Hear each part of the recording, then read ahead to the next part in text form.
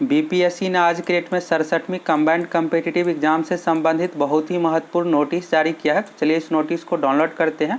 यहाँ पर आप डेट देख सकते हैं 1 अक्टूबर 2021 आज के डेट का यह नोटिस है और ख़ास करके नए स्टूडेंट के लिए बहुत ही यह उपयोगी नोटिस है। न्यूनतम उम्र को लेकर जो आपका डाउट है, फॉर्म भरने के लिए 20 साल होना चाहिए, 21 साल, ये डाउट आपका क्लियर हो जाएगा और इसमें डीएसपी का पोस्ट शामिल किया गया है। तो चलिए इस नोटिस को देख लीजिए अच्छे से और समझ लीजिए और इसमें और कौन कौन से पोस्ट शामिल किया जाएगा बाद में इसके बारे में भी बात करेंगे। तो यहाँ पर आप देख सकते हैं 67वीं संयुक्त प्रारंभिक प्रतियोगिता परीक्षा शुद्धि पद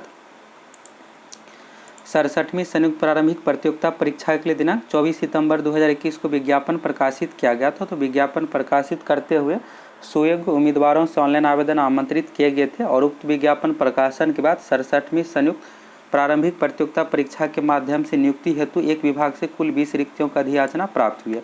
बीपीएससी के पास एक विभाग से 20 रिक्ति आई है और इसमें शामिल कर लिया गया। जब विज्ञापन प्रकाशित किया गया था तो उस समय 16 विभागों से टोटल 555 सीट पर वैकेंसी दिया गया था। इसमें एक और विभाग से यहाँ पर वैकेंसी आ गया, तो अब जो टोटल विभाग हो गया 17 और पदों की संख्या पहले 555 था, अब इसमें 20 सीट और जुट गया है। तो टोटल जो सीट हो गया 575।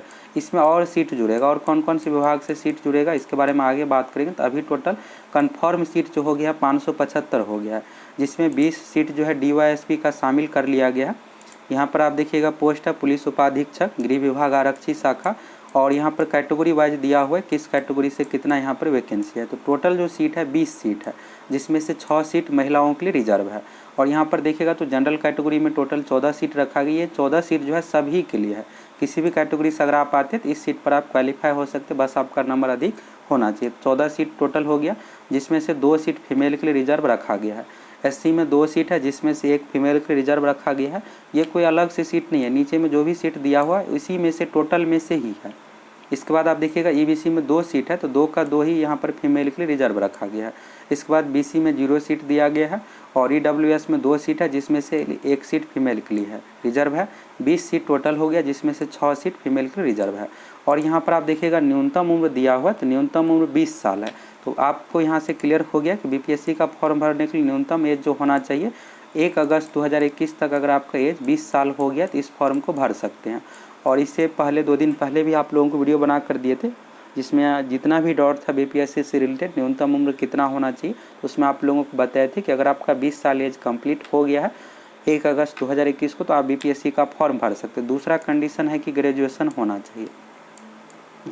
यह जो वैकेंसी है ग्रेजुएशन लेवल पर है, बीए बीएससी बीकॉम बीटेक कोई भी डिग्री है ग्रेजुएशन लेवल का, तो आप फॉर्म को भर सकते हैं। ग्रेजुएशन का डिग्री जो मांगा जा रहा है 5 नवंबर 2021 तक, अगर आप फाइनल ईयर के एग्ज़ाम दिए हैं और 5 नवंबर तक आपका रिजल्ट आ जाएगा और 1 अगस्त 2021 तक अगर आपका एज 20 साल हो गया तो आप फॉर्म को भर दीजिए। इसमें आप सभी पोस्ट के लिए एलिजिबल नहीं है, सिर्फ आप डीएसपी का जो पोस्ट है 20 सीट इसके लिए एलिजिबल है। इससे होगा क्या कि अभी आप पहली बार एग्जाम दे रहे हैं तो सबसे पहले आपको पीटी परीक्षा पास करना है। पीटी मेंस दोनों का बिल्कुल अलग अलग पैटर्न है। पीटी ऑब्जेक्टिव टाइप का होता है, 150 क्वेश्चन पूछा जाता है। मेंस यही सब्जेक्टिव डिस्क्रिप्टिव टाइप का होता है। तो अभी आप नए स्टूडेंट हैं तो पीटी का यहाँ पर आप सबसे पहले पीटी के लिए आपको फॉर्म भरना पड़ेगा, पीटी एग्ज़ाम देना है। तो अगर आप इस बार पीटी एग्ज़ाम पास कर जाते हैं तो मेंस एग्ज़ाम दीजिएगा और देने से ये होगा कि आपको पैटर्न सब कुछ पता चल जाएगा, फिर आप अगली बार बहुत ही बेहतर तरीके से तैयारी करके सिलेक्शन ले सकते हैं। पीसीएस एग्ज़ाम में ऐसा नहीं है कि एक ही बार में आपका सिलेक्शन हो जाएगा। ये बाकी अन्य जनरल कंपटीशन की तरह नहीं है कि आप एक ही बार अच्छे से तैयारी कीजिएगा। पीटी में सभी का सिलेबस सेम ही रहता है, तो इसमें ऐसा कुछ है नहीं।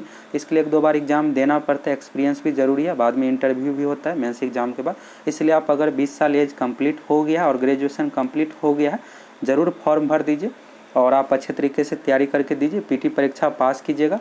अगर आप ईबीसी SC ST से आते हैं तो 50,000 मिल जाएगा आपको मेंस परीक्षा की तैयारी के लिए। तो और आप बाहर जाकर पटना या कहीं और जाकर भी तैयारी कर सकते हैं और आप मेंस का अच्छे से तैयारी कीजिएगा। फीमेल में ऑल कैटेगरी को 50,000 रुपये मिलता है। तो यहाँ से क्लियर हो गया न्यूनतम उम्र जो होना चाहिए 20 साल। और यहाँ पर टोटल जो सीट है 20 सीट है, जिसमें से लिए 6 सीट महिलाओं के लिए रिजर्व है और जनरल में 14 सीट है। ये सभी कैटेगरी के लिए, ये नहीं है कि सिर्फ जनरल वाले ही इस पर सिलेक्शन होगा। आप किसी भी कैटेगरी से आते इस सीट पर सभी के सिलेक्शन होगा, बस आपका नंबर अधिक होना चाहिए।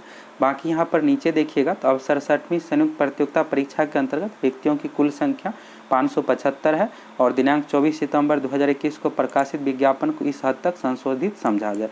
अब यहाँ पर और भी सीट जुड़ेगा, ऐसा पहली बार नहीं हो रहा है। पीटी परीक्षा से पहले बीपीएससी के पास जिन भी विभागों से वैकेंसी का डिटेल्स आएगा, सामान्य प्रशासन विभाग बीपीएससी के पास जो भी यहाँ पर वैकेंसी भेजेगा सभी को इसमें शामिल कर लिया जाएगा। तो इस बार अच्छा खासा पोस्ट रहने वाला है।